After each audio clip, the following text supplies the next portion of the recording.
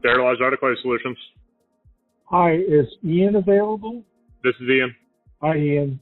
My name's Rich. I'm calling from Restore Robotics, and we have a model 3870EA autoclave that we got from you a while back, and it was supposed to come with a printer, but when we received it, the printer wasn't there, so I talked to Ariana, and she sent us out a printer, and she said that I could talk to you about installing it if I needed any tips or anything. I wanted to just check with you to see, if there was anything that I really should look for.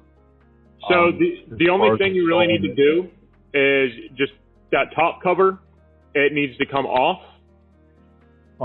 It doesn't need to come all the way off. If you want to push it back, into that, so you can see that electrical cabinet, and then that printer face, where that printer port is on the front, where the printers go on those units.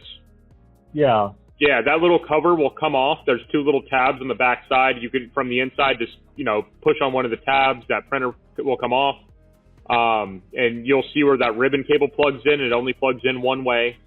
And dip switch number 8. You'll see a bunch of dip switches right there. On the Predge board, right on the back side of the display. Number 8 needs to be in the on position. Okay. And that's it. Is it most likely going to be in the off position when there's no printer? It's probably going to be in the on position. Most of them are.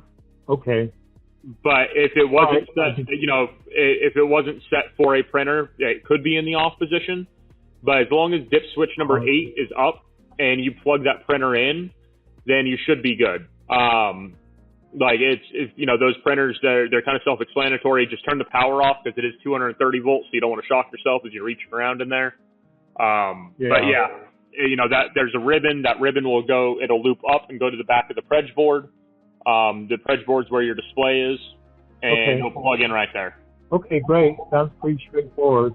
Yeah, it's pretty simple. And if you look online, there's videos on how to do it and everything. I think we actually did one as well.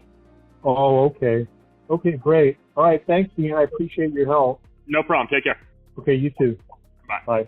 If you have any questions about the Tuttnauer 3870EA, parts for your autoclave, or anything else, give us a call at 704-966-1650, option 3, and we'll help you with whatever you need. And please don't forget to like and subscribe.